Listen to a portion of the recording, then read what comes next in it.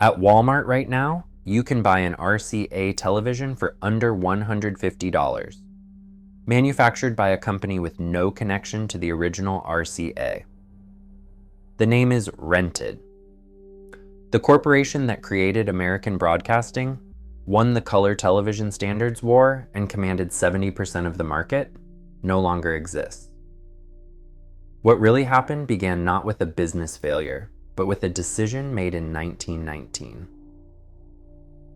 In October 1919, a letter from the War Department directed General Electric to acquire the American assets of Marconi Wireless, launching the Radio Corporation of America.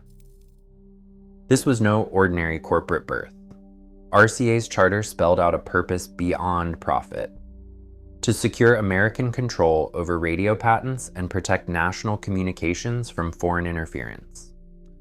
Four giants, General Electric, Westinghouse, AT&T, and United Fruit, became the founding stockholders, pooling patents and capital in a trust that would dominate the new field. The patent assignment schedule listed 56 Marconi-originated U.S. patents, including the high-frequency alternator and the vacuum tube detector, technology essential for both military and commercial radio. David Sarnoff, a young immigrant who had started as an office boy at American Marconi, rose quickly through the ranks. In July 1921, he orchestrated the live broadcast of the Dempsey versus Carpentier boxing match, relaying the fight to hundreds of thousands of listeners, a proof of concept for mass broadcasting. RCA's sales soared, reaching $80 million by the mid-1920s. Sarnoff's vision did not stop at radio. In 1926, he launched the National Broadcasting Company, creating the first nationwide radio network. RCA was now more than a patent trust. It was the engine of American broadcasting, with Sarnoff at the helm, pushing relentlessly toward new horizons. Television's public arrival in America played out on a world stage. In April 1939, RCA unveiled its all-electronic television system at the New York World's Fair, inviting crowds to witness live broadcasts and promising a new era of entertainment. This was not just a technical demonstration. RCA had invested years and millions in laboratories, factories, and a nationwide infrastructure, positioning itself as the gatekeeper of a technology poised to enter every living room. Over the next decade, RCA's manufacturing scale and patent portfolio turned television into a reliable profit engine. By 1953, a regulatory battle reached its peak. The Federal Communications Commission adopted the RCA-backed NTSC color standard, rejecting the rival system from CBS. The ruling ensured that every color television sold in America would use RCA's technology, cementing the company's grip on the market. At its height, RCA controlled nearly 70% of U.S. television sales, with its Bloomington, Indiana plant producing thousands of sets a day. Profits soared, and RCA's laboratories became the envy of the industry. For a generation, television was not just RCA's invention, it was its empire. The Bloomington, Indiana plant opened its doors in 1954, stretching over 1 million square feet and running 3 shifts around the clock. Inside, thousands of workers assembled color television sets at a pace that made the factory one of the largest electronics facilities in the world. RCA's grip on the American living room was unmatched. By the late 1950s, the company supplied nearly 70% of all televisions sold in the United States. For every picture tube that left the line, RCA earned $35 in profit, a margin almost unheard of in consumer manufacturing. Annual reports from the era boasted of record-breaking sales and market dominance, with Bloomington alone turning out more than 1 million sets per year. RCA's profits fueled a wave of research and expansion. funding new laboratories and ventures that stretched from New Jersey to Hollywood. At its peak, the company's name was synonymous with American technological power, its red and white logo a fixture in homes, stores, and studios. Yet beneath the surface, the very scale that defined RCA's empire hid growing vulnerabilities. Those pressures would soon test the limits of its success. In October 1958, a government consent decree forced RCA to license its television patents royalty-free to all domestic manufacturers. The language of the order stripped away a core source of RCA revenue.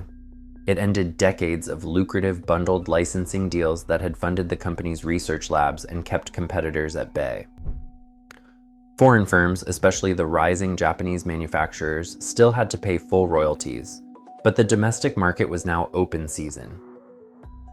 RCA's share of US television sales, once as high as 94% in the late 1940s, fell to 67% by 1958, and would collapse to just 17% within a decade. The loss of licensing income was immediate and severe. Internal projections warned of an annual shortfall of $45 to $55 million. The company's legal and finance teams scrambled to adjust, while engineers watched as new competitors, unburdened by royalty payments, began undercutting prices and accelerating product cycles. The government's attempt to foster competition had created an opening for Japanese firms, whose lower labor costs and aggressive export strategies would soon reshape the entire industry. For RCA, the financial pressure from lost royalties and rising imports set the stage for a series of increasingly risky ventures, as the company searched for new ways to defend its shrinking empire. Robert Sarnoff, son of the legendary David Sarnoff, took the helm at RCA in the late 1960s with a bold plan to transform the company from a television powerhouse into a diversified conglomerate.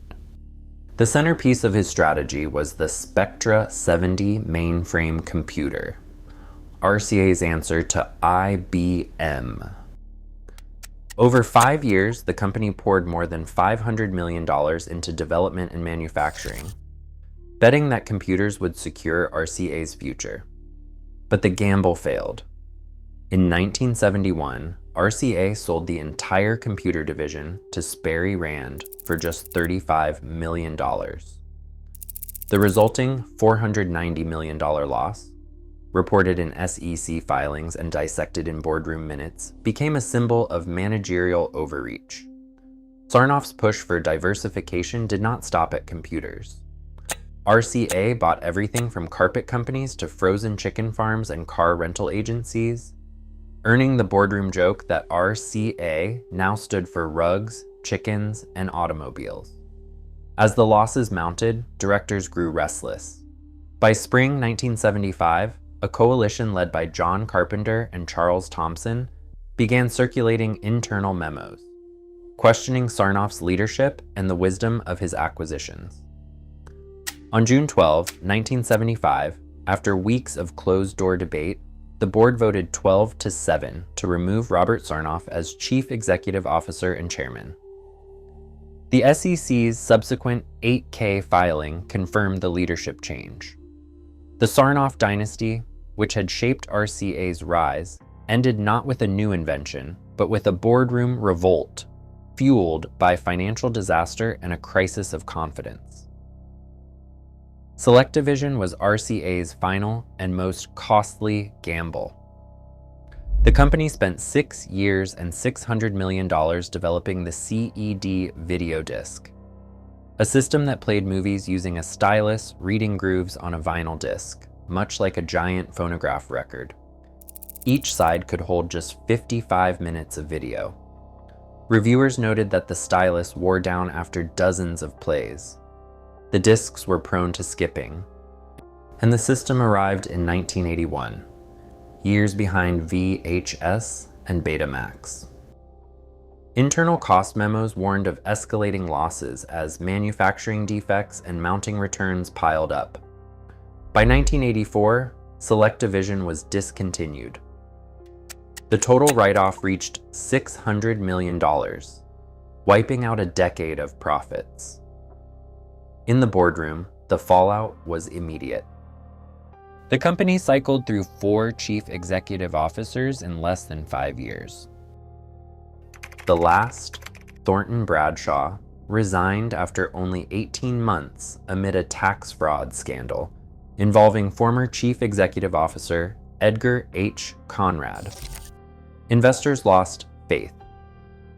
With its credibility in shreds and leadership in chaos, the company was left exposed, vulnerable to outside takeover and unable to recover from the compounded damage of its failed bets.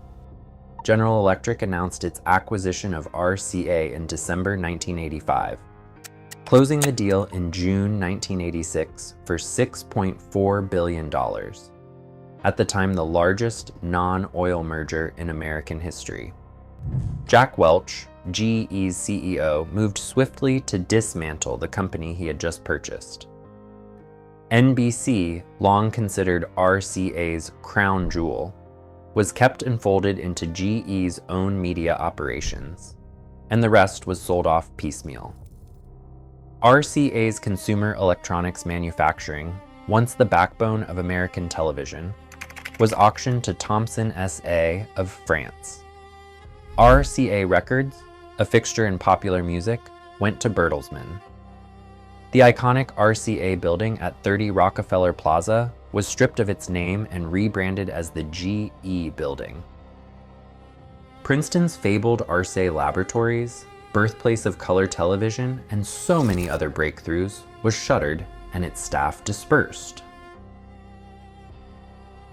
SEC filings and press releases from 1986 and 1987 detail a rapid asset triage, with Welch's team liquidating or spinning off nearly every division that had once defined RCA.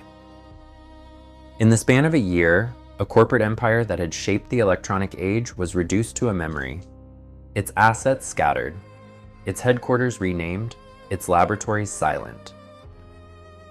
RCA's name still lingers in American stores, but the company itself is long gone. After General Electric sold off the remnants, the RCA trademark passed through a series of corporate hands. In 1992, the French conglomerate Thomson bought the rights to RCA's consumer electronics. By 2015, the global trademark for RCA televisions and audio gear was in the portfolio of TCL, a Chinese manufacturer. Today, the brand is owned in North America by Talisman Brands, a firm that specializes in licensing out old names. The RCA logo now appears on bargain televisions and electronics, many priced under $150 and sold on the shelves of Walmart and online retailers. The trademark's journey is recorded in United States Patent and Trademark Office filings and retail surveys. What began as a government-backed tool for national security now survives as a sticker on products built by unrelated companies, trading on the ghost of a once mighty American empire. RC's story warns how quickly innovation can become inertia. Today, American tech giants face the same global pressures and policy crosswinds that once unraveled RCA. As legacy names fade into trademarks, the real contest isn't who owns the brand, but who shapes the future. What do you think?